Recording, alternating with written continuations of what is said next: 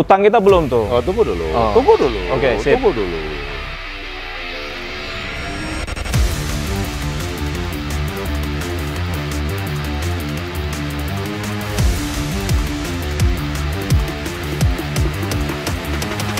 Kamu yakin mau ke Padang Panjang? Gas!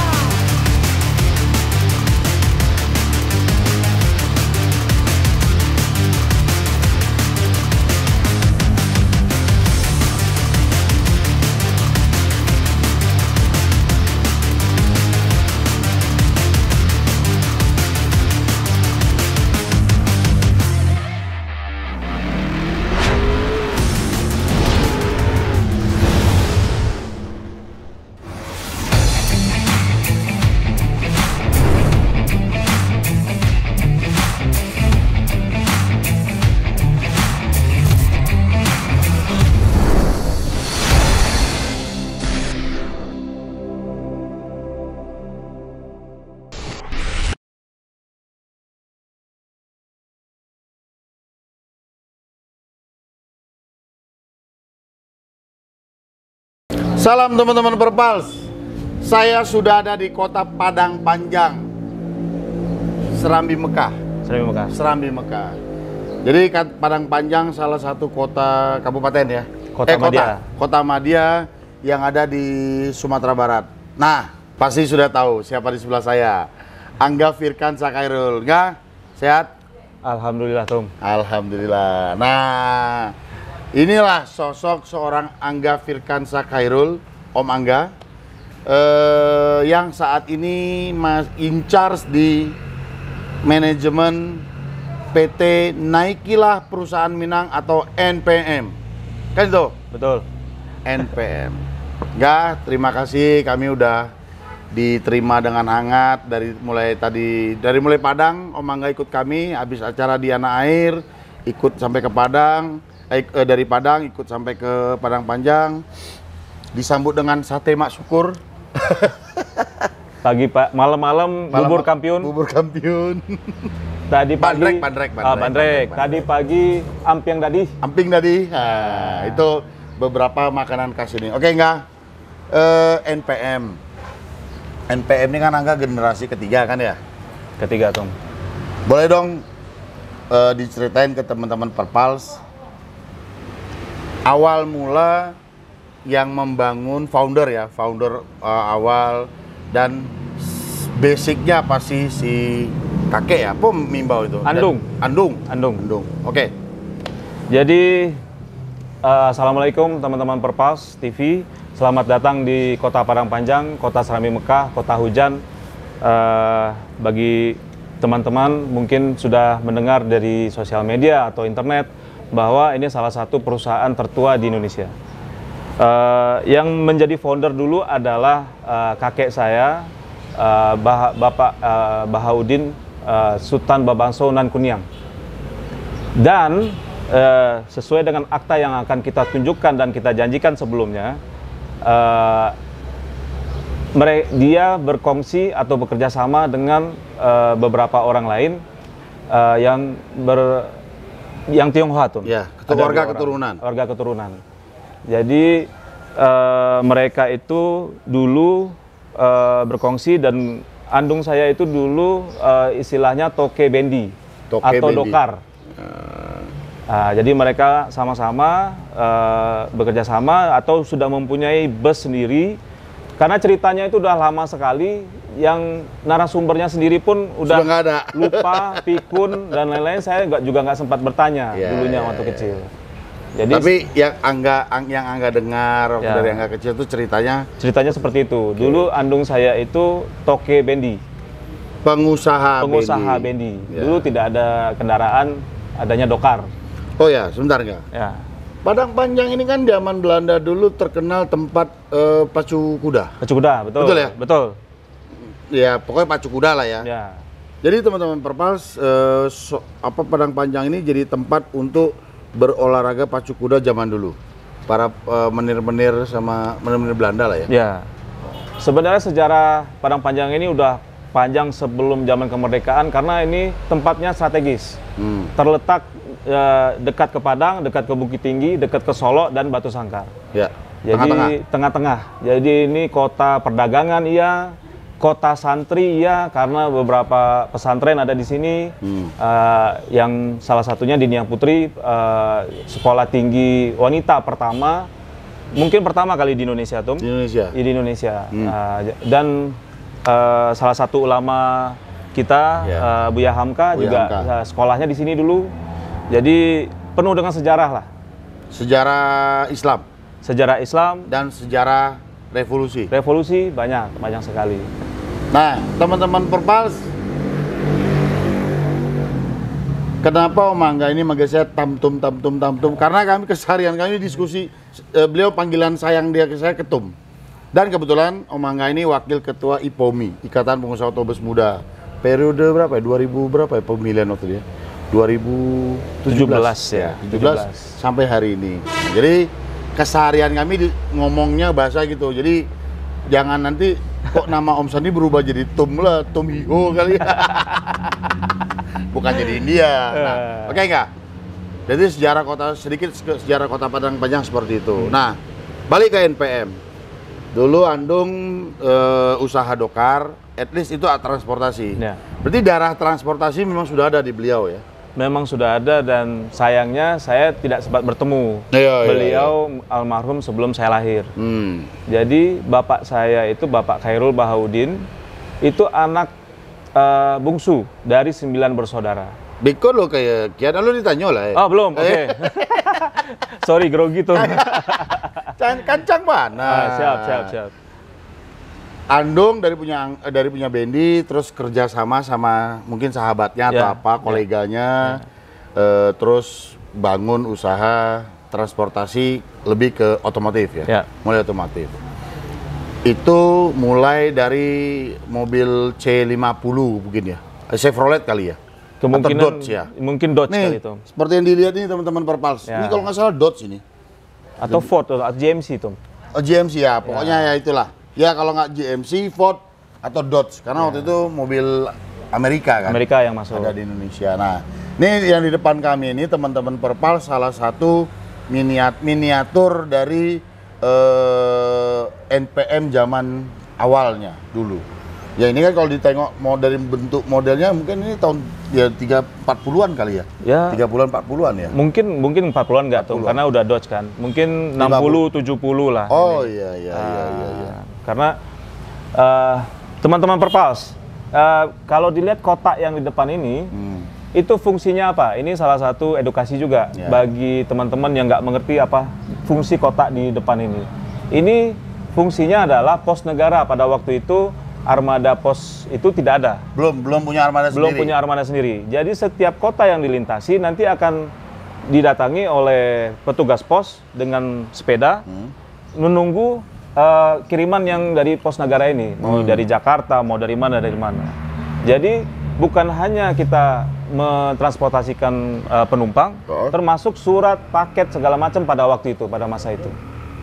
Oh, jadi dulu NPM ini salah satu yang meneruskan pos negara ya, PT Pos lah hari ini. Ya, pada waktu itu. Ya. Jadi tidak terbayangkan ketika kami dulu founder kami, pendahulu kami itu bukan hanya melancarkan orang bepergian, tapi juga pos, surat, dokumen dan lain-lain.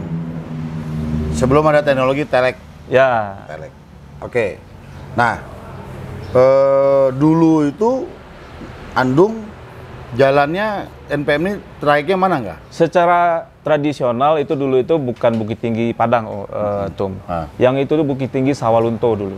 Oh, Bukit Tinggi Sawalunto. Ya. Oh, sampai ke Sinan ya? Ya. Liwai, Padang tuh Liwai lah. Padang nggak ke Padang kan? Oh ya lewat Sawalunto sini. sini. Singgara. Ya. Sini. Pada masa itu Sawalunto masih kota tambang, teman-teman. Tambang batubara. Oh iya betul. Ya. Jadi Padang Panjang Sawalunto. Ya, PP. Ya. Terus berkembang Padang Bukit Tinggi. Padang Bukit Tinggi. Ya. Lintasannya Padang Panjang. Ya. Dari Andung turun ke Papa almarhum. Ya. Papa almarhum. Nah, almarhum papanya Om Angga ini namanya Bapak Khairul Bahaudin Sultan Babangso. Sultan Babangso. Tapi beliau sudah almarhum tahun 2006. 2006. Nah, peralihan dari Andung ke Papa ini tahun berapa? Beliau itu jadi backstory-nya tuh. Ya. 9 bersaudara, beliau adalah anak yang paling kecil waktu itu. Bungsu paling jadi Bapak Khairul Bahaudin itu adalah anak bungsu dari 9 bersaudara. 9 bersaudara. Ya. Anak ke-9 Papa berarti almarhum. Betul. Oke. Yang pertamanya cowok. Yang pertama kebetulan 7 perempuan, 2 laki-laki. 2 laki-laki. Yang nomor 6 itu laki-laki dan nomor 9 laki-laki. 9 laki-laki. Oke. Oh, jauh jaraknya Papa sama kakaknya ya. Oh ya. Oke, terus Jadi ketika Andung meninggal sekitar tahun 70 akhir, ya, 70-an akhir. 70-an akhir, beliau masih di SMA mau kuliah, sama keluarganya dibilang begini, udah nggak usah kuliah, langsung terjun ngurus perusahaan. Oke. Kebetulan di Padang Panjang ini kita dulu punya usaha bioskop. Oh, ada bioskop. Bioskop. Apa namanya itu? Bioskop Jaya.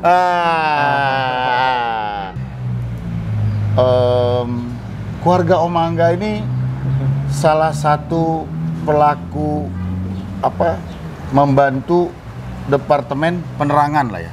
Ya, Kan bioskop kan itu kan? Ya, departemen penerangan, departemen pariwisata, transportasi, ya, perfilman.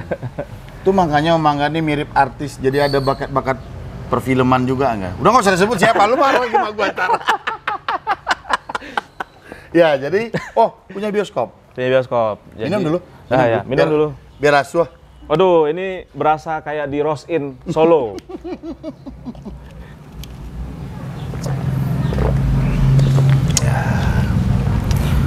Ini sangu dari Ayahanda Palur. Siap, salam hormat. Sani mau jalan-jalan. Pak Roso.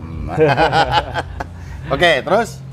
Jadi bioskop. Nah, itu bengkel kita itu dulu, workshop kita dulu itu di belakang bioskop tuh. Oh. Nah, bioskop Jaya itu sekarang Ini udah zaman Papa nih. Udah zaman Papa dulu. Jadi bioskop Jaya itu sekarang sudah berubah jadi kantor Bank Nagari. Bank Nagari. Ya, Padang Panjang. Padang Panjang. Itu di sama NPM dihibahkan atau enggak, itu jual beli lah. Oh, jual beli. Sangko kok dek sayang jauh Padang Panjang kan. Nah, oke. Berarti Papa masuk ambil alih, terus berjalan. Nah, teman-teman Perpals, Om Khairul ini almarhum papanya Om Angga ini salah satu kerabat dekat dari ayah saya dan saya. Saya ingat banget dulu, gue inget banget enggak ya? Ya. Ketemu sama beliau waktu itu di karoseri RS Bogor. Ya. Beliau kan selalu Mercedes mobilnya kan. Always Benz kalau beliau itu. Nah, kalau nggak salah dia naik sedan baby Benz dulu ya. Apa 300 ya? 300 apa 22? Ya, pokoknya tergantung pada waktu itu karoseri menyiapkannya apa waktu itu. Nah, dia dengan gayanya kalau turun berdiri, dia tengok. Betulan saya di karoseri itu, dia tengok dari jauh, dia teriak, "San, kemari lah." Itu pasti kalau ketemu beliau pasti begitu. Jadi saya lebih dulu berinteraksi, saya sempat berinteraksi lama sama almarhum, terus baru sama Angga. Karena ini yang teman-teman Perplas tahu juga, Om Angga ini dia tadinya tidak dipersiapkan untuk usaha ini. Nanti ceritanya. Ya. Ini infonya nih. Oke, berjalan. Waktu itu kan NPM ini kan baik ke Jakarta, Bandung, Padang Bukit Tinggi kan hit banget nih, era 90-an itu. Ya.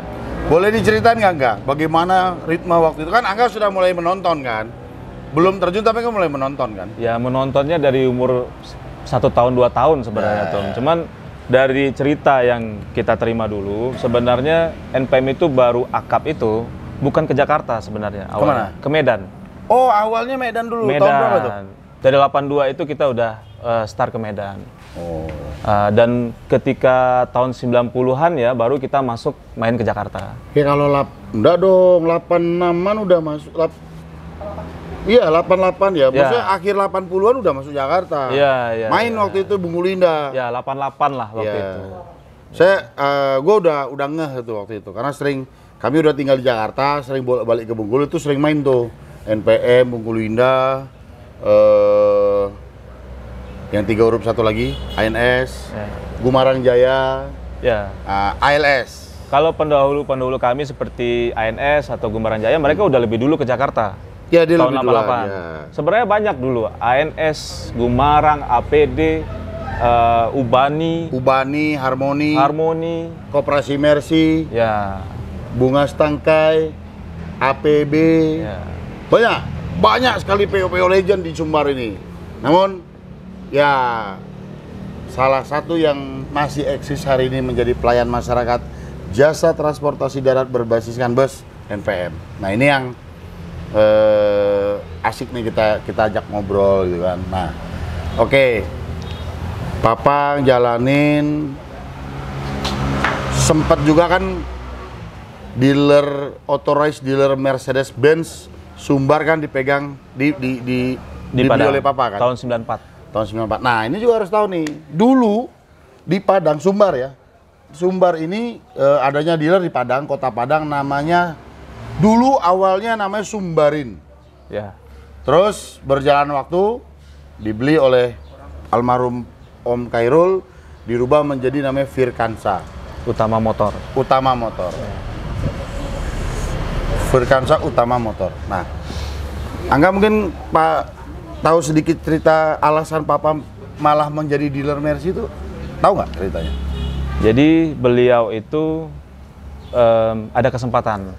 Waktu opportunity ada, dan ketika itu pengambilan unit di NPM itu pasti Mercedes-Benz. Ya. Dan waktu itu pihak-pihak PO yang lain pun memerlukan tempat dealer yang representatif lah. Jadi sebenarnya ada plus minus sebenarnya. Kalau plusnya mungkin ya kita langsung connect ke Mercy di Jakarta. Di Ciputat waktu itu. Ciputat. Tapi minusnya karena kita juga pengguna dan penjual, terkadang operator lain agak sungkan beli ke kita. Iya, sungkan ya. Ya, gitu. Jadi perjalanannya juga sebenarnya nggak lama. Dealer itu kena monitor pada tahun 98 pada waktu itu, dan penjualan passenger komersial juga nggak terlalu ini karena menurun drastis. Ya, menurun drastis, dan dari Jepang yang mendominasi gitu loh. Jadi passenger. Ya. Kalau komersial Sumbar ini masih memimpin Mercedes-Benz lah. Kalau untuk bus, iya komersial bus ya. Bus maksudnya bus penumpang, komersial penumpang masih memimpin Mercedes-Benz. Kalau yang barang sudah mulai ya Jepang juga, tapi dengan campur tangan Eropa. Jadi orang Sumatera ini teman-teman, pameo-nya begini. Kalau dia mau naik bus dan dia kebetulan tunanetra tuh, dia akan meraba bagian depan bus itu dan melihat logonya. Kalau logonya 3 bintang, dia naik. Nah, jadi saking fanatiknya Sumatera dengan Mercedes-Benz. Jadi kala itu. Ya, ceritanya begitu. Ini bukan endorse Mercy ya. Tapi NPM aduh, Jogo dan Dragona. Iyalah. Alhamdulillah tuh. Nah, jadi itu namanya kan dinamika bisnis.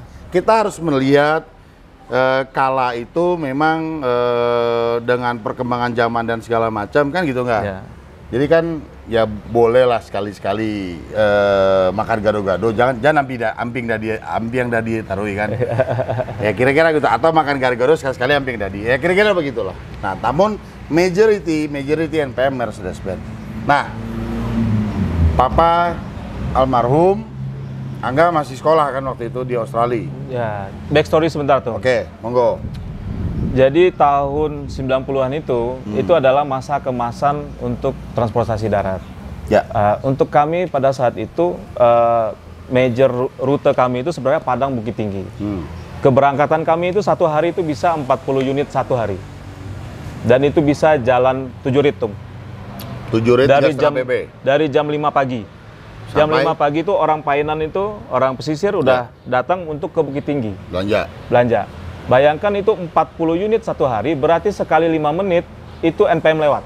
Itu NPM aja kan yang 40? Ya, belum PO lainnya. PO lain. Pada waktu itu ANS, transport, Gumarang, dengan tesnya.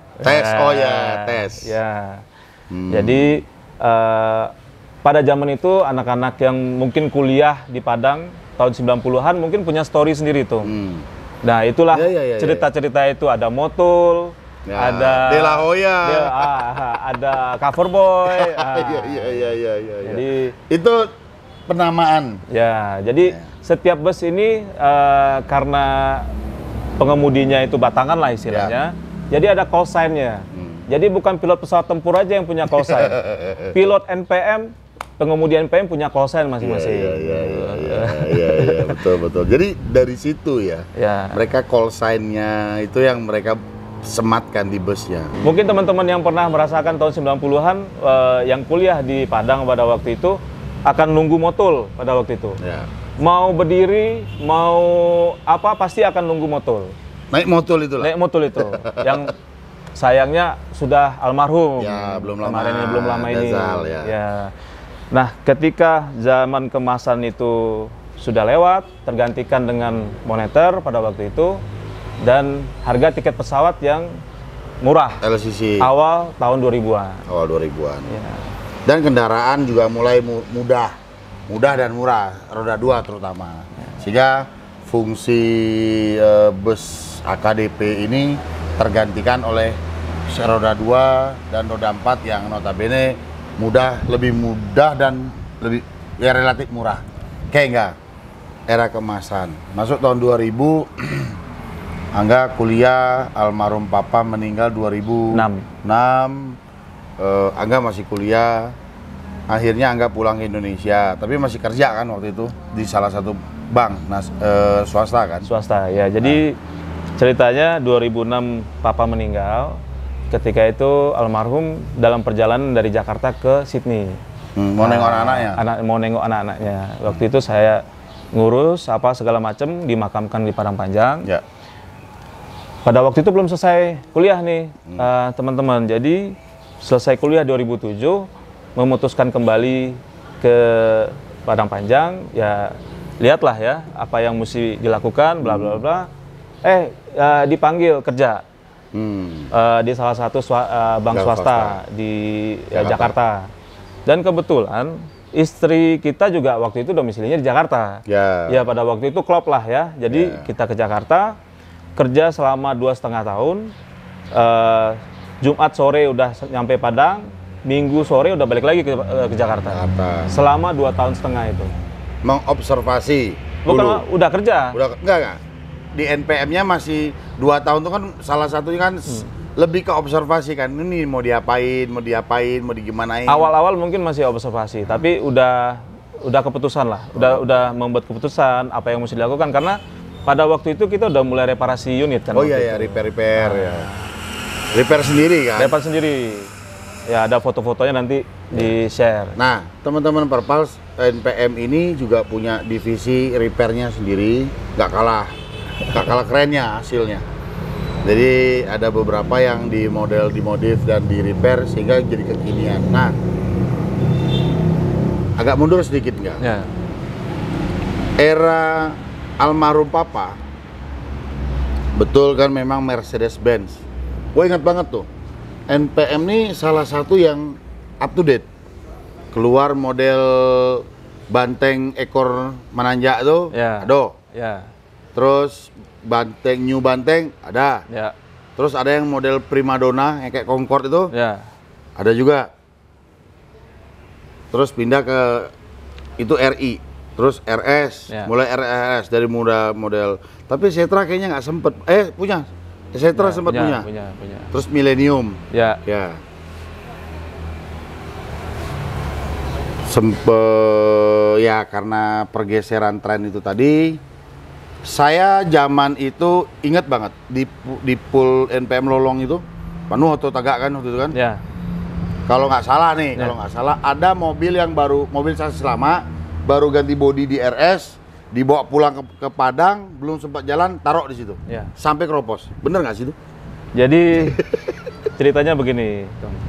Tahun 98 moneter kan kita sempat ini kan ya, Drop. karena kita semua impor spare part itu lebih mahal daripada ongkos penumpang pada waktu itu. Yeah. Ada masanya lah waktu Yeah. itu. Jadi almarhum papa itu waktu itu bilang udah nggak semangat. Oh, nggak semangat. Dia nggak semangat dan nggak visible, dan pada waktu itu juga kesehatannya sudah mulai menurun. Nggak. Jadi dia putuskan yang ada saja dulu, daripada jalan dia malah Ngabisin? ngabisin lah. Malah minus jadi. Yalah, ngabisin jadi. Walaupun penumpang full, Iya. tapi minus hasilnya. Bayangkan waktu itu gimana gilanya keadaan waktu itu. Pada waktu itu dikumpulkan di sebelah hotel yang di Padang,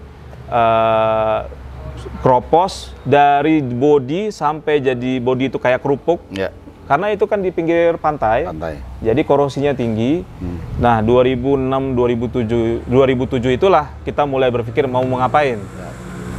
Hal pertama yang dilakukan adalah seluruh unit ini yang mana yang tidak bisa diselamatkan, potong. Scrap. Yang bisa diselamatkan, apakah itu jadi 2 unit menjadi 1 unit atau 3 unit menjadi 1 unit, selamatkan. Oke, tunggu dulu. Berarti begitu almarhum papa nggak ada, Angga sebagai anak laki-laki pertama, putra dari papa. Om Angga ini 4 bersaudara laki-laki semua, dan beliau yang pertama. Angga nyemplung ke NPM. Angga sih udah cerita kan sama gue, tapi sama teman-teman Perpal belum kan? Oke. Dari seorang anak yang didikannya, sekolahnya yang sama sekali tidak ada berbau oli dan solar, Ya. terus lo harus nyemplung. Apa yang lo rasakan waktu itu awal-awal? Mungkin ya perasaan keputusasaan itu pasti ada. Tetapi kalau kita tidak bersikap atas keputusasaan itu, ya mau ngapain? Oke. Jadi ambil sikap. Ya. Kita lihat opsi kita apa. Karena pada waktu itu, Tom, opsi kita banyak. Dan kita harusnya bersyukur opsi kita itu mau kerja di Australia bisa. Ya. Mau tinggal di Australia bisa. Ya. Mau kerja di Jakarta bisa. Mau kerja di mana aja di seluruh dunia, insya Allah bisa. Karena Om Angga ini S2 apa lo? Bisnis? Marketing. Oh, penggalih ya sekolah enggak ya? Ya marketing kan penggalih tuh. Ya. Ya oke, terus?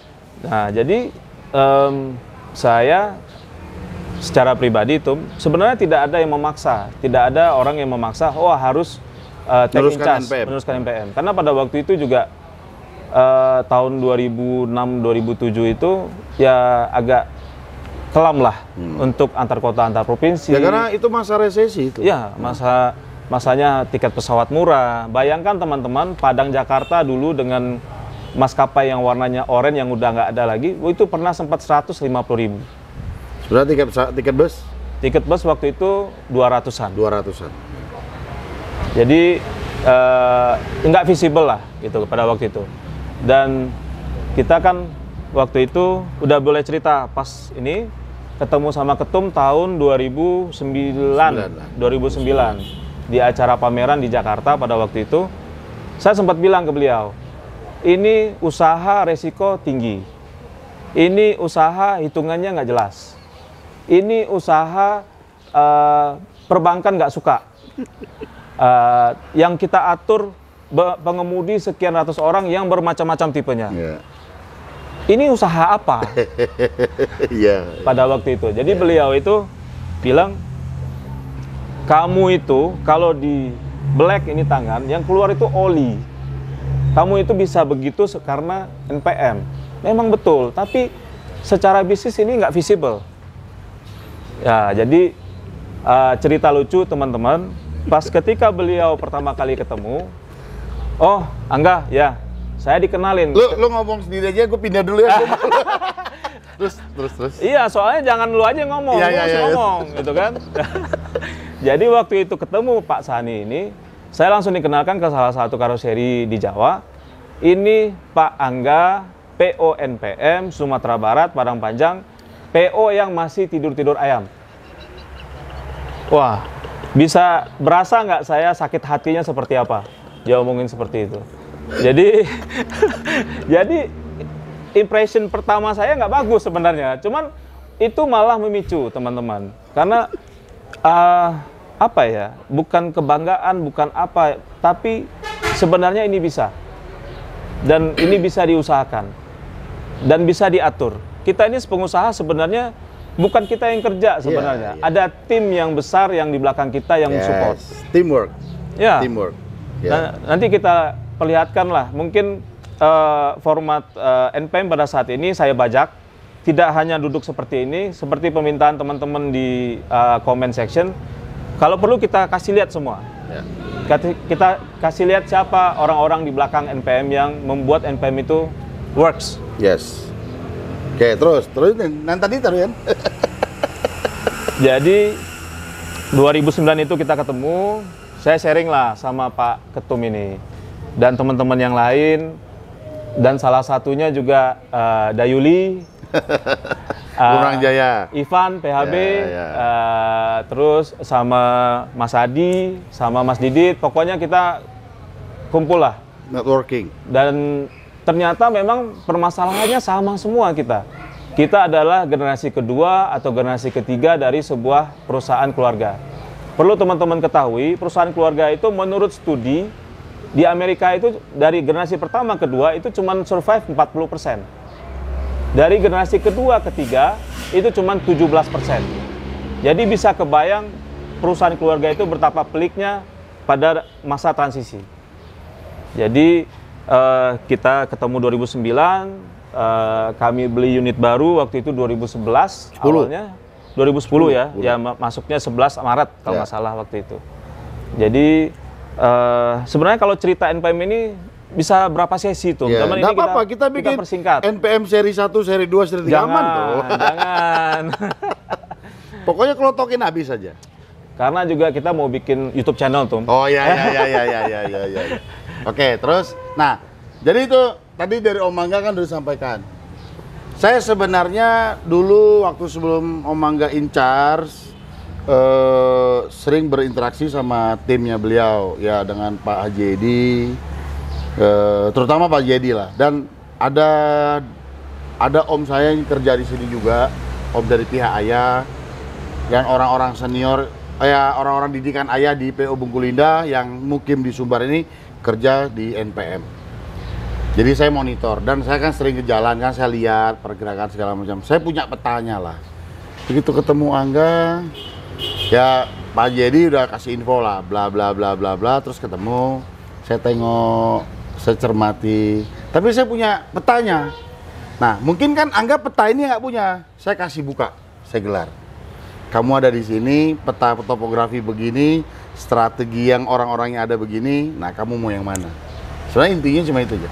Tapi itu tadi teman-teman Perpals, Om Angga bilang, ini usaha yang unik. Ya, di konten sebelumnya juga para senior dan para ya bapak kita lah ya, menyebutkan ini bukan usaha yang bisa dilepas begitu saja ke profesional. Ya, namun di situ challenge-nya kami bagaimana membuat SOP profesionalisme dengan teamwork tadi. Karena saya salah satu orang yang percaya yang namanya Superman tidak pernah lahir ke dunia ini. Walaupun sudah pernah lahir, pasti sudah mati. Artinya, one man show itu udah nggak ada. Nah, teamwork memang harus kita building. Nah, ini boleh gue ngomong mendampingi Angga lah ya waktu itu ya. Mendampingi Adinda ini ya sama lah kayak yang lain-lain, kayak pacaran juga. Sehari 2-3 kali telepon, tengah malam pasti bercerita lah. Jadi saya dengerin dulu, saya kasih challenge, kamu ini dulu. Tapi dikerjain yang saya senang. Dan itu di luar dugaan. Kenapa? Karena Om Angga ini basicnya orang bank. Basicnya orang bank. Jadi yang 1 kali 1, 1. bicara operasional 1 kali 1 bisa jadi sabale, bisa jadi 21. Ya. Dengan tanda kutip itu kan. Artinya ini dinamikanya, bukan ngomong culas atau apa ya, tapi dinamikanya nih. Ini yang saya coba transfer, kasih pemahaman. Namun saya salut dan saya bangga. Angga, bukan cuma Angga ya, Angga dan adik-adiknya Angga ter-challenge lah dengan bisnis ini. Kalau boleh bilang Tom, apa yang Ketum lakukan itu sebenarnya menjumper. Jumper. Di kajian. Ya, jadi sebenarnya itu sudah mendarah daging, ada di dalam kita, tapi kita tidak ketahui, teman-teman. Berapa tahun kemudian lu pengakuan dosa sama gue itu? Udah waktu di Bali kalau nggak salah ya. Udah, di Jogja. Jogja ya, Tom ya. Ya. 5 tahun kemudian baru dia pengakuan dosa sama saya. Gue sakit hati dulu sama lu. Namun kan berbentuk. Nggak ada masalah. Nggak ada masalah. Yang namanya orang pasti punya rasa. Dan saya tahu, saya sudah perhitungkan apa yang saya mau omongin itu. Dan memang target saya, kalau lu tersinggung, lu mau bawa singgung itu, silakan. Tapi lu tersinggung, lu tertrigger, lu do something, lu yang bakal nikmatin. Itu yang saya lakukan. Nah jadi, tapi itu tadi, saya bangga. Dia ter-challenge, merubah. Dan etapa yang saya cuma kasih etapa. Etapa 1 gini nggak? Etapa kedua gini nggak? Etapa ketiga gini nggak? Nah, dikit mundur nih. Tadi Angga kan ngomong nikah sama istri yang domisili Jakarta juga. Ya. Ini kita klarifikasi sekalian nih. Oh ya, boleh. Adinda saya Gita itu memang dari Karo. Bapaknya Karo. Bapaknya Karo. Bapaknya memang Karo, Parangin-angin. Tapi ya enggak lah yang ngomong. Ya oke. Pertama-tama menjojoa kita kerina. Uga beritana. Bang Nara tadi kan. Jadi iya. klarifikasi sedikit karena banyak di sosial media mengatakan yang punya NPM itu istrinya anaknya Medan Jaya atau Lorena atau apa. Jadi once and for all ini diklarifikasi bahwa istri saya memang dari suku etnis Karo, bapaknya, ibunya Sunda. Kebetulan kenapa hubungannya dengan Medan Jaya? Medan Jaya itu salah satu dari IPOMI juga. Ya. Teman-teman kita juga, abang kita juga. Abang kita. Nah, jadi teman-teman, saya mesti menggarisbawahi sebenarnya. Kami berkumpul itu bukan karena kami pengen sebagai kaum elit atau apalah. Enggak. Tidak. Siapa yang mau berkumpul, perusahaan PO manapun yang mau berkumpul dengan kami membuka sebesar-besarnya. Silahkan tukar pikiran, silahkan bertanya kepada kami. Kalau saya nggak bisa, mungkin Ketum ada teman-teman yang lain. Karena sekali lagi yang mesti ditegaskan, kompetitor kami itu bukan sesama bus. Kompetitor kami itu adalah moda transportasi lain. Jadi kalau dilihat di sosial media ada netizen atau anak-anak mania yang bla itu saya anggap bumbu saja. Ya. Dan itu hanya pemanis. Kami ini sebenarnya ya ini begini, ketawa-ketawa, ngobrol dan lain-lain. Jadi buang jauh-jauh stigma yang negatif-negatif, mari kita positif. Dunia ini perlu lebih banyak kepositifan. Ya. Oke. Jelas kan? Utang kita belum tuh. Oh, tunggu dulu. Tunggu dulu. Oke, sip. Tunggu dulu. Setelah Angga in charge di NPM, Angga lakukan pembenahan secara total, mulai dari struktur, SDM, terus unit, marketing, strategi dan segala macam. Body bus ini kan kalau warna udah jelas lah, Rasta Masta, ya kan? Bob Marley. Karena memang warna Bob Marley itu warna Minang sebenarnya. Tapi kayaknya apa Bob Marley-nya dari Minang juga mungkin ya? Enggak, kayaknya warna ini duluan daripada Bob Marley kayaknya. Oh gitu. Itu maka gue bilang, jangan-jangan Bob Marley itu ada Minang-Minang loh, dah. Yeah. Nah, warna kan jelas warna Minang. Ya. Merah, kuning, hijau. Dasarnya putih. Kalau ditengok-tengok, kalau orang nggak paham nih apalah berputar-putar ini. Mungkin lo bisa jelasin. Jadi kalau ngomong livery nanti dulu tuh, warna dulu ya. Ya, warna, oke. Saya sempat nanya dulu kepada almarhum Bapak, itu kenapa warnanya merah, kuning, hijau, dan ada putihnya? Jadi beliau itu menjawab selain Marawa kan warnanya kuning, hitam, merah. Merah, kuning, hitam. Merah, kuning, Ya, hitam. warna Jerman itu kan. Ya. Nah, hijau itu sebenarnya warna Padang Panjang. Oh. Kota Serambi Mekah tadi itu. Oke. Dan satu lagi, dengan gampangnya almarhum ngomong begini dulu. Merah, kuning, hijau pada zamannya Orde Baru itu cuma ada warna merah, kuning, hijau. Ya. Dan putih ini ya yang golongan putih. Ya. Jadi yang berhati baik dan tulus. ya, jadi semua terwakili dengan warna ini. Beliau ngomong seperti itu dari dulu. sisi coloring. Ya. Nah, kalau yang livery ini kita memang pengen sesuatu yang beda daripada yang lain. Ya. Dan ini juga motifnya itu sebenarnya kan kalau bahasa Minangnya itu kalau paku. Kalau paku. Kalau paku. Bahasa Indonesianya apa? Pakis. Kan ada ukiran daun pakis. daun pakis. Daun pakis. Itu kan dalam bentuk ukiran Minang itu kan ada daun pakisnya. Salah satu manusia hebat di muka bumi ini ya orang Padang Panjang. Kenapa tuh? Hah? Kok sarapan pagi gulai paku? Iya. Paku buat sarapan? Kita nyebutnya di Minang itu gulai pakis itu gulai paku. Paku. Jadi Bu itu tumbuhan pakis itu sebenarnya benalu kan? Sebenarnya benalu. Iya. Pakis itu kan, oh iya ya bentuk gitu. Nah makanya yang di Om Angga ini juga setelah Om Angga in charge dan adik-adiknya mulai diversifikasi divisi pariwisata namanya Firkansa. Firkansa Turbas. Firkansa Turbas. Nah itu kan kalau ditengok kan dia hitam, ada apa gradasi silver dikit, terus ada yang garis ke bawah tuh kan ada kayak motif tuh. Itu laku paku itu tadi. Iya, ukiran kalau paku itu. Kalau paku. Jadi kalau paku kacang belimbiang. Apa itu? Kalau apa? Apa Pak? Anak di pangku kemanakan di bimbiang. Oh, iya, gitu. iya. Itu falsafahnya. Sorry, gue taunya nasi uduk ikan tongkol. Oh, apa tuh, Tum? Duduk sambil ya udah nggak usah diterusin. Nah, gue tanya lagi. Ya. NPM itu kan logo tuh dari almarhum dulu begitu? Enggak, kita udah beberapa perubahan untuk NPM itu udah. Logonya dari almarhum. Logo yang gue tanya. Oke, logo. Nah, itu kan NPM jelas nama. Ya. Dasarnya hijau Padang Panjang. Gue udah bisa ngerti nih sekarang. Ya. Di kiri kanan hitam tuh apa? Roda atau apa? Roda atau kayak apa? Rantai. Oh, rantai. Kayak logo zaman dulu tuh kan ada rantai-rantainya Oke. gitu. Terus tengah itu kan ada sayap, roda bersayap. Apa filosofinya? Filosofinya pas nanya waktu itu ke almarhum, ya dia terimanya udah begitu. Oh, dari nenek udah gitu? Ya, foto tahun 50-60-an membuktikan memang sudah ada logonya itu. Oh. Akhirnya kita berpikir, sebenarnya kenapa andung yang waktu itu istilahnya Toke Bendi di Padang Panjang di Sumatera Barat tahun 40-an bisa kepikiran logonya roda bersayap. Setelah saya pikir-pikir ternyata dulu ini kan angkutan yang banyak ada di sini adalah kereta api.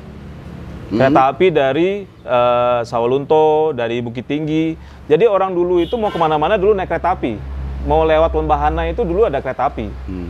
Jadi logo PT KAI zaman dulu itu roda bersayap ternyata. Oh. Roda gigi lokomotif itu bersayap. Iya. Nah, kalau yang ini dia bikin roda bus bersayap. Oh, itu. Jadi mungkin orang zaman dulu taunya, oh kalau mau bepergian cari yang ada logo kereta api kan gitu kan. Mungkin waktu itu ya, cuman nggak bisa konfirmasi juga gitu kan. Ya kalau nama NPM ya umum lah ya. Tapi kan tegas itu NPM. Setelah kesini Angga in charge, Angga mengembangkan. Yang gue tanya pertama dulu, ada nggak sedikit rasa penyesalan? Masuk terendam di sini, ada nggak? Terbesit itu? Sebenarnya kalau kita dalam apapun keputusan yang kita buat, baik itu outcome-nya jelek atau kurang baik atau bagus, kita nggak boleh ada regret, nggak boleh bilang what if. Ya udah, kalau memang nggak bagus ya kita bagaimana caranya memperbaiki.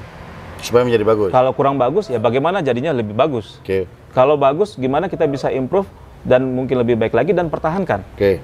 Jadi kalau dibilang, oh apa enggak sayang pendidikan S2 luar negeri, akhirnya di Padang Panjang, Kota Madia, 2 kecamatan, 50.000 orang, jauh dari hiruk pikuk Jakarta, tapi metropolitan, ya. Tapi itu sudah keputusan dan dijadikan keputusan sendiri saya.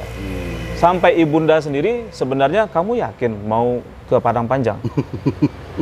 Sempat beliau bertanya seperti itu. Jadi tidak ada dari keluarga siapapun yang mengatakan Angga harus ke Padang Panjang, enggak. Itu keputusan saya pribadi dan harus dijadikan, jangan ada what if. Oke. Nah, berarti memang memang lahir dari hati Angga dan Angga tekadkan untuk itu. Ya harus dong. Ya, okay. Keputusan apapun dalam hidup ini belum tentu bagus, belum tentu berjalan sesuai keinginan. Seperti Pak D. Ivan bilang, kita cuma bisa berencana, tapi Tuhan berkehendak. Allah yang berkehendak. Setuju. Allah yang berkehendak. Ya, artinya tekad itu penting teman-teman Perpals, dan sikap dan prinsip, integritas. Kan gitu kan? Ya. Selama Angga sudah full in charge, terus nge-building kembali NPM ini, tantangan apa yang Angga rasakan?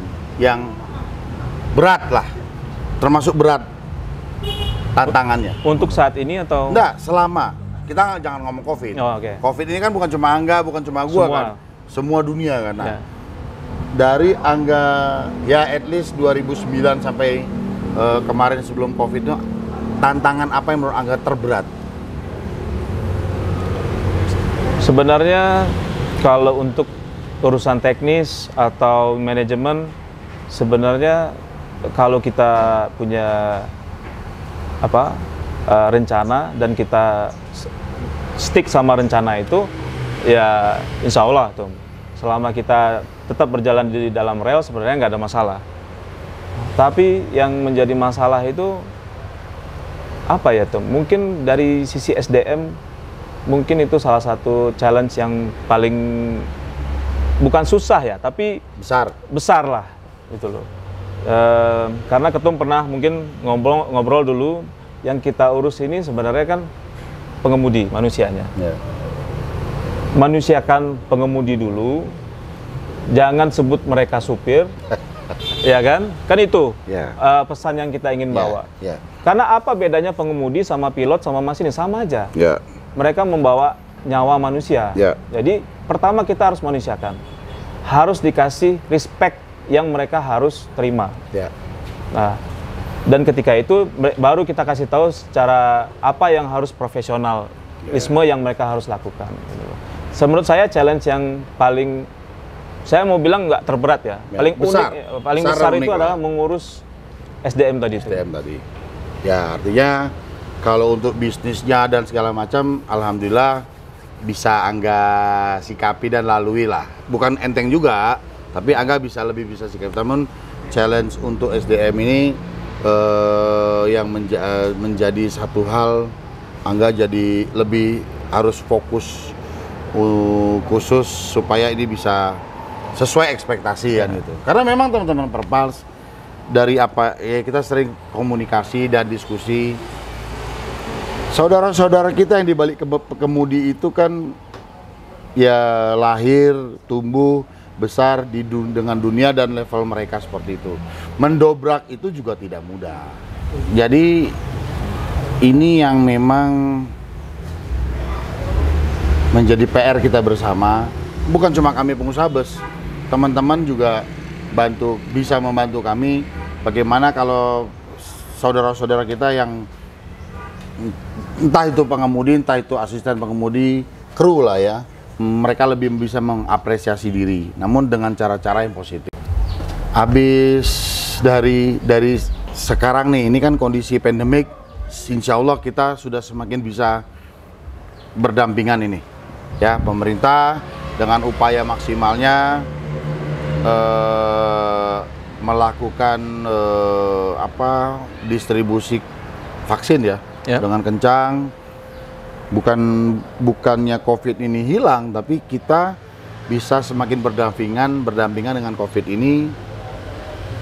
Harapan kita kan semua quiet slow become well, kan begitu? Insya Allah. Bagaimana Angga melihat ini ke depan?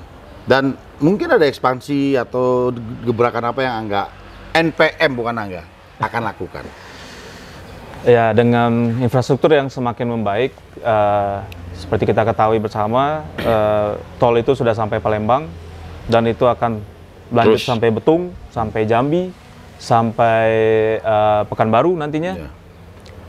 Dan ini mudah-mudahan, ini moda transportasi kita ini akan menjadi primadona, akan ada zaman kemasan berikutnya untuk transportasi darat. Amin. Seperti teman-teman lihat di Anak Air, semegah itu mereka membuat terminal, sebersih itu mereka membuat terminal. Mari kita manfaatkan. Pemerintah maksudnya? Ya, pemerintah maksudnya. Jadi kalau gebrakan begini Tom, NPM akan melakukan apa yang dipikirkan terbaik untuk NPM. Oke. Kami tidak berkompetisi mau berapa banyak unit yang berangkat sehari. Kami mau melakukannya segala sesuatu itu right. And quality. Dan kualitas. Jadi apa gunanya memberangkatkan sebanyak-banyaknya kendaraan tapi yang maintenance-nya nggak jelas, yang SDM untuk maintain itu perusahaan dan skillnya itu juga nggak jelas, tidak gitu terukur. Kan? Tidak terukur. Dengan teknologi juga kita sudah digampangkan secara manajemen sekarang gitu loh. Dan di NPM sendiri kami sudah semua serba online tuh. Ya. Baik tiketing, baik itu workshop, baik itu inventory kami aja 1970 item. Sudah tersistem. Ya mungkin nggak sebaik Sun lah. Tapi, NPM lebih advance kalau soal itu. Oh salah ngomongnya gitu. Iya, udah apa? Pakai coding gitu kan? Oh iya. Gua belum sampai coding, tapi tercatat. Ya. Terus. Jadi apapun itu teman-teman, saya seperti almarhum Papa pernah bilang dulu, sebenarnya mau ngapain sih hidup ini? Kalau misalnya dijual semua bus ini, dimasukin duit ini ke deposito, bisa hidup nggak? Bisa. Tapi apa mau hidup seperti itu? Kita mau hidup sebagai manusia yang berguna. Yes, setuju. Berguna untuk diri sendiri, berguna untuk keluarga, berguna untuk orang lain, keluarga besar pertama, baru orang lain. Jadi kalau mau nyantai-nyantai aja di atas dunia ini, kami sebenarnya gampang-gampang aja. Masukin uang semua di deposito, uang terima tiap bulan. Mau ngapain? Tapi apa mau kayak gitu hidupnya? Nah. Itu tambah gapuk ya badan. Iyalah. Nah, waktu almarhum masih ada, waktu Angga masih let's say remaja, sampai kalian SMA kuliah, ada nggak pernah quote atau pesan almarhum tentang kehidupan ini, terutama ke profesi lah, ke pekerjaan? Ada nggak yang pernah Angga kutip? Jadi sebenarnya dari Andung, dari kakek, beliau itu ngomong ke almarhum Papa. Dia bilang gini, lebih terhormat seorang tukang sapu. Dan dia mencintai sapunya, karena itu pekerjaannya. Yes. Daripada yang lain-lain lah, yang kurang baik lah gitu kan. Okay. Jadi apapun itu pekerjaan kamu, cintailah pekerjaan itu seperti mencintai istri sendiri. Itu menduakan namanya tuh? Oh iya. Bukan menduakan lah tuh. Ya memang ya. Nanti quote-nya dari almarhum itu berarti dari Andung ya? Ya. Dari Andung, terus ke almarhum, terus mungkin almarhum cerita sama kalian, sama Angga dan adik-adik. Lebih terhormat tukang sapu yang mencintai sapunya dan pekerjaannya. Artinya, ini menurut gue nih ya, ini menurut gue ya enggak. Kalau kita kerja pakai sapu, tapi kita lebih cinta sama jalanan yang kita sapu, nggak akan bersih jalanan itu kalau sapunya nggak benar. Iya. Kan itu prinsipnya. Nah, ini juga ya, saya juga dapat nambah ilmu nih. Ya kan? Ya insya Allah apa yang saya jalankan selama ini dan mungkin juga kami, karena kami kerja di industri transportasi, tentu alat utamanya itu kan bus. Bagaimana bus ini bisa baik, bisa sehat, bersih, ditunjang dengan aspek-aspek maintenance-nya, skill dari kru yang mengemudi, profesionalisme kru yang ada di dalam. Karena kru ini kan ujung tombak. Jadi ibarat kalau istilah ayah ya, dari ayah, kamu mau mana? Ya kamu mau mana? Sehebat apapun kamu ngeker, kalau mata panah kamu tumpul nggak kena. Ya. Nah ini juga buat teman-teman yang ada di bus lah, di balik kemudi dan asisten pengemudi, teman-teman kru lah. Be your best with your professional. Artinya kalian tuh ujung tombak. Kalau kalian itu tidak tajam, tidak akan tepat sasaran. Artinya saya selalu bicara kalau di internal sana kan enggak. Perwakilan jual tiket, agen. Ya. Ketemu paling lama H-2 jam. Bus datang naik. Nah, pengemudi ini dari dia naik sampai tujuan, ya kalau pada Sumbar lah, Sumbar Jakarta 26 jam lah, let's say ya. Atau 30 jam sekarang. 30 jam. Itulah dia ketemu. Ya. Kalau tidak profesional, tidak punya integritas yang baik, apa jadinya? Dan sayangnya Tom, selama 25 jam dia di dalam bus itu sudah baik. Cuman 5 menit terakhir saja menyakiti hati penumpang, udah kacau Tom. Yes. Ya itu artinya kan? Ya. Nah, itu artinya. Jadi sapu tadi, filosofi sapu tadi. Ya kan? Ini kan yang harus digenggam kalau menurut saya. Ya kan itu. Naik ke manajemen keuangan, mengatur cash flow, mengatur keuangan. Ini jenjang ya. Ke operasional yang di kantor, bagaimana mengatur operasional ini baik. Di bawah di part of operasional ada maintenance. Bagaimana maintenance mensupport supaya kendaraan ini sehat, tidak ada trouble dan optimalisasi dapat. Nah, terakhir katakanlah kami board of direction. Memang terdengar atau kelihatannya kami jam tidur kami tidur, jam bangun kami kerja kan gitu. Tapi jangan lupa teman-teman Perpals. Ini mungkin untuk BOD yang punya sense of belonging dan sense of responsibility-nya. Selama tidur itu terbayang bus tuh jalan, oh ini jalan di sana dan segala macam. Kira-kira begitulah ya. Ya pada saat ada hal yang dianggap penting, kami harus ditelepon, kami harus mengambil keputusan, ya kami harus siap untuk itu. Nah jadi kita sebenarnya punya tugas masing-masing. Penumpang tugasnya ya membeli tiket, kewajibannya membeli tiket, terus dan haknya menikmati pelayanan atau servis. Kru kewajibannya melayani dengan baik, haknya mendapat honor yang ya kalau ngomong cukup, mana ada manusia yang cukup? Nggak cukup-cukup. Relatif kan. Ya. Tapi paling tidak bekerja untuk berpikir. Ya. Karena tugas pengemudi itu jelas teman-teman Perpals. Tugas pengemudi itu adalah memindahkan penumpang dari titik A ke titik B. Bukan memindahkan penumpang dan mencari penumpang membuat pitilo ya. Gimana bahasa Indonesianya? Cari BDB gitu. Cari ayaan, empiran, sarkawi kalau kata orang di Jawa. Nah, jadi duduk disetir dengan doa, dengan serius, dengan skillnya, layani penumpang yang baik. Jadi jangan ya emosionalnya harus dijaga. Kalau ada hal-hal yang memang mungkin mengganggu psikologis segala macam, sampaikan ke manajemen. Ya. Nah ini kan bagi perusahaan yang manajemennya sudah punya ya divisi atau struktur yang jelas. Nah itulah gunanya teamwork, itu gunanya manajemen. Kan gitu, setuju kan lo kalau gue ngomong begitu? Sangat setuju Tom, dan ya. Mungkin ada tambahan sedikit Tom. Nah, banyak boleh juga enggak Pak? Mungkin ada teman-teman yang akan berpikir untuk memulai PO atau sedang dalam proses merintis PO, atau yang berpikir untuk pengen punya PO. Segala sesuatunya itu tidak bisa one man show. Ada ketika nanti unit kita sudah bertambah 2, 3, 4 masih bisa one man show, kita masih muda, masih kuat, masih ada stamina. Tapi sesudah 5, 10, 15 itu harus ada tim di belakangnya yang nge-backup. Karena dari akap atau bus manapun mau pariwisata itu sebenarnya yang dinilai itu konsistensi. Ya. Sekali lagi NPM tidak akan berlomba-lomba.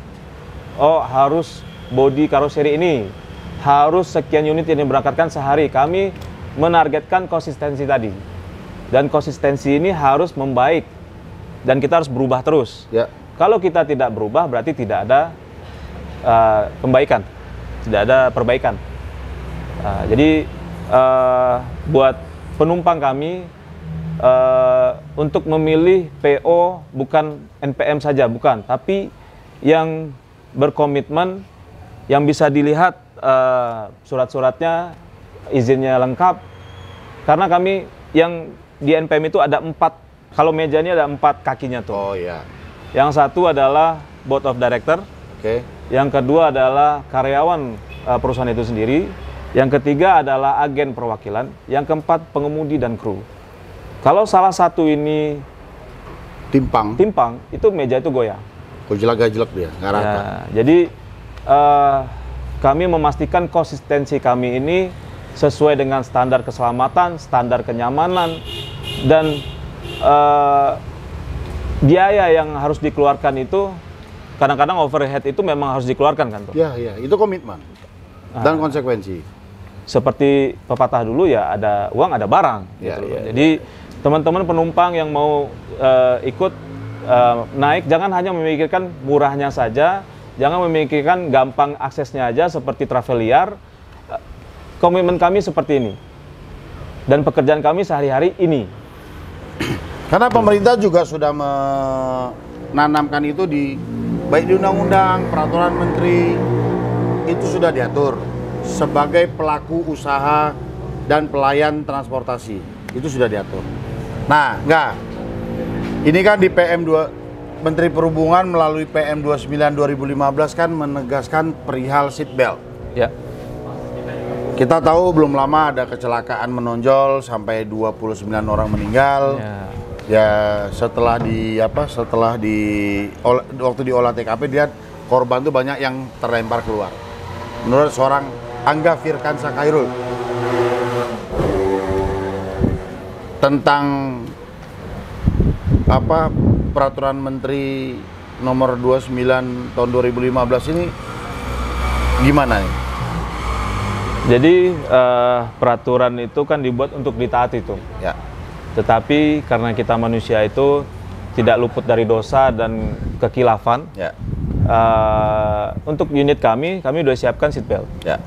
Tetapi kadang penumpang itu sendiri nggak mau pasang seatbelt lah, repot lah, atau malah ngeganjel pas dia duduk. Jadi ujung-ujungnya seatbelt itu dibuka juga akhirnya.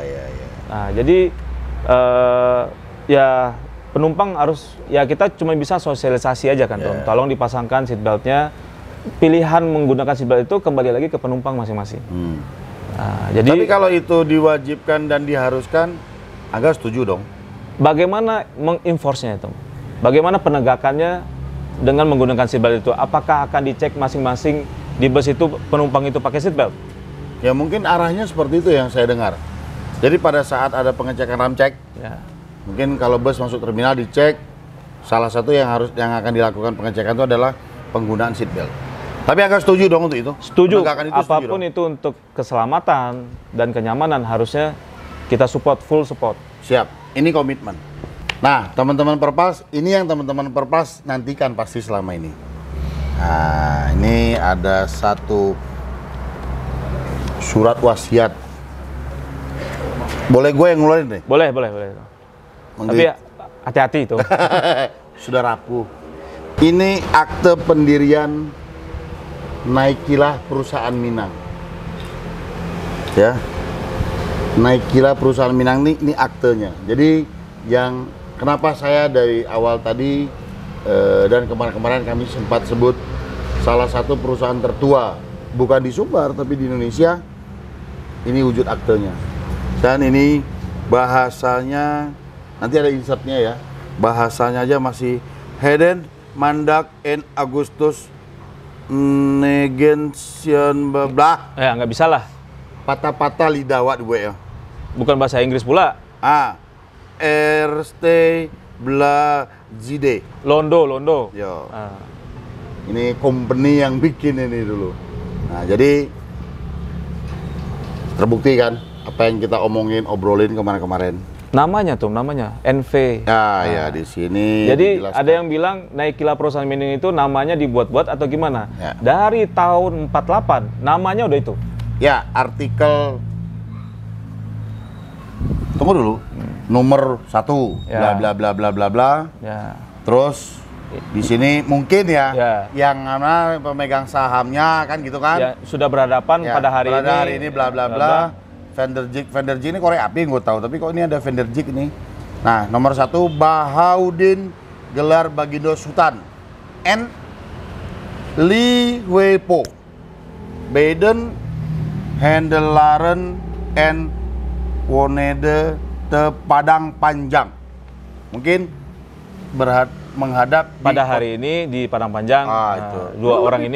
Belum di Australia apa di Belanda sih? Enggak, ini notarisnya kan hukum kita kan hukum Belanda tuh. Iya. Ya, mirip lah. Terus artikel 1-nya di sini mungkin ini kalau tulisannya The Vanotskap Drah. Enggak usah disebutin, enggak bisa baca juga. Ya, biar keren dikit. Oke, siap. Enggak boleh keren stek lah. Nah, 6 NV Naikila perusahaan Minang. Jadi ini bukan karangan. Bukan karangan. NPM itu Naikila perusahaan Minang bukan karangan. Memang sudah dari cita-cita dari Andung. Beliau mungkin nggak sampai kuliah sampai marketing S1, S2, tapi mungkin marketingnya zaman dulu tuh udah jalan dia. Naikila perusahaan Minang gitu loh. Iya. Yang jelas-jelas perusahaan ini perusahaan Minang. Nah, ini juga teman-teman Perpals. Nih, gue minta opini Angga juga nih. Ya. Masyarakat, bagaimana masyarakat lebih memilih dan memanfaatkan perusahaan produk lokal lah, kearifan lokal. Kalau menurut overview-nya Angga gimana? Kalau saya pribadi ya teman-teman harus ada keberpihakan kepada produk lokal. Untuk kedepannya juga NPM akan bekerja sama, kayak karena pandemi ini kita harus menemukan suatu inovasi-inovasi. Agen NPM nanti tidak hanya menjual tiket NPM, tapi juga menjual merchandise NPM seperti baju, mug, dan lain-lain. Dan itu akan menjadi tambahan untuk agen itu sendiri. Dan dia juga akan menjadi agen salah satu bank lah yang bisa ambil uang, beli token PLN, beli apa. Jadi agen itu bukan hanya jualan tiket tok, dia multifungsi dan menambah pendapatan mereka sendiri. Side bisnisnya mereka mendapat other come daripada dapat jual tiket. Ya. Dan ya itu tadi teman-teman Perpals. Jadi kalau teman-teman Perpals mau melakukan perjalanan, kita bicara dunia otobus. Satu, pilihlah perusahaan yang dengan izin jelas dan resmi, bisa diakses di Spionam. Kedua, lebih bijak dan akan lebih baik memanfaatkan perusahaan lokal. Karena apa? Ini salah satu mendukung pertumbuhan daerah setempat. Karena yang bekerja di perusahaan itu orang daerah tersebut, mereka dapat income, keluarganya belanja atau apa segala macam. Tentu kan ekonomi daerah secara mikro itu kan hidup. Ini bukan masalah kita minta supaya naik kita semua, enggak. Tapi side effect dari masyarakat menentukan atau memilih transportasi lokal yang ada di daerah masing-masing. Multiplier efeknya lah. Itu bahasanya tuh. Aku kesabut tapi takut salah lo kan. Iya. Sekolah udah sampai ke Australia soalnya. Tapi teman-teman perlu diketahui, Ketum ini sebenarnya lebih jago dari Vicky Naki. Dia itu daerah manapun di Indonesia, sekali dia teguh airnya, dia bisa bahasanya. Lu kira gue bunglon? Ya, alhamdulillah seperti itu. Tapi kan udah ditegaskan, suku Minang. Ya. Nah, itu para lu tuh, Piaman, ya kan itu. Oh, Ada klarifikasi juga, Tom. Pak Angga itu kayaknya mukanya oriental katanya. Kayaknya ini ya, kalau kita semuanya sebenarnya orang Indonesia. Tapi kalau saya sukunya juga Minang. Ya. Ibu saya Pitala, bapak saya orang Padang Panjang sini. Jadi ya klarifikasi lagi lah kepada mania-mania yang di luar sana itu kan. Jadi produk lokal Padang Panjang ya. Ya. Nah, terakhir nggak? Ya. NPM sudah hampir setahun ini kan melakukan gebrakan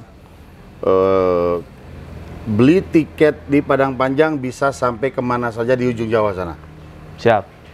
Ya kan? Yang sudah berjalan selama hampir setahun ya. Hampir setahun ini bekerja sama dengan salah satu rekan kita, Tony Sumberalam.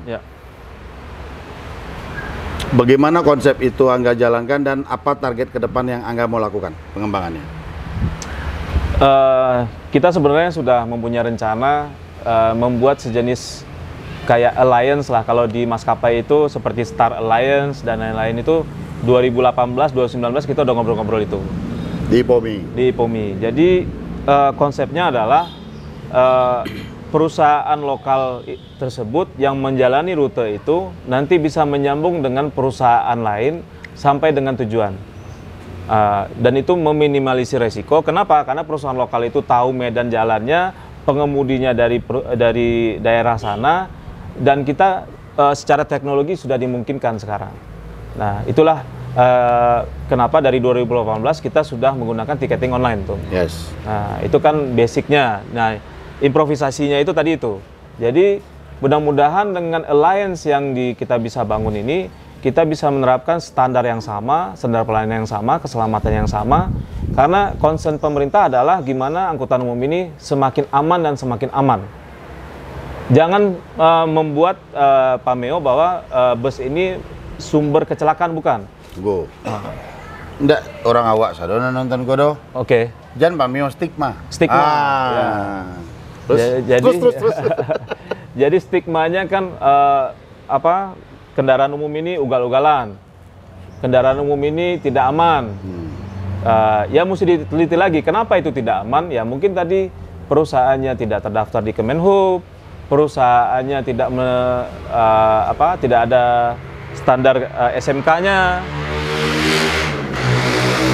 Jadi lupa gua ngomong apa lagi tuh. Standar SMK, standar SPM. Ya, tidak ada standar SMK-nya, tidak ada standar SPM-nya. Jadi makanya penumpang bukan mohon ya Tom, apa ya? Lebih bijak. Lebih bijak lah memilih perusahaan yang mereka beli tiketnya dari. Siap.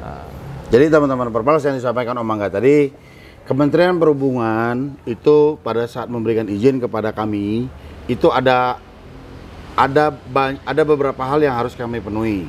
Yang pertama standar manajemen keselamatan, di mana di aspek SMK itu ada perawatan, struktur bengkel, kesiapan spare part, support, bahkan sampai ke kerjasama PO terhadap pemegang merek. SPM itu standar pelayanan minimal. Di situ jelas apa yang menjadi kewajiban kami, apa yang menjadi hak kami, apa yang menjadi kewajiban masyarakat dan apa yang menjadi hak masyarakat. Nah, jadi simbiosis mutualisme inilah yang kami harapkan supaya kami sebagai pelaku bisa melakukan hal yang baik dan profesional, masyarakat sebagai pengguna bisa mendapatkan apa yang menjadi hak dan memenuhi apa yang menjadi kewajiban. Kira-kira begitu sih. Oke enggak? Jadi kita udah ngobrol, teman-teman udah lihat akte pendirian NPM. Sekali lagi terima kasih ngobrolnya. Terima kasih banget. Tadi pagi udah sarapan di restoran Gumarang, Ketupek Pitala dan kawan-kawan. Nah, jadi kita semoga obrolan kita ini teman-teman Perpals TV lebih tahu seperti apa PO NPM atau PT Naikilah Perusahaan Minang. Jadi semoga ini menjadi bahan tontonan yang bisa mengedukasi dan menginspirasi teman-teman Perpals TV. Angga, sekali lagi terima kasih. Terima kasih Tom. Salam hormat buat mama dan adik-adik. Semoga NPM selalu menjadi pilihan dan selalu tetap konsisten dengan profesionalismenya. Amin. Menjadi pelayan masyarakat jasa transportasi darat khususnya di Sumbar sesuai trayek yang dimiliki. Oke, teman-teman, kita salam gas dulu ya. Angka kanan, gua kiri. Oke, sip. Ya, 1, 2, 3, gas.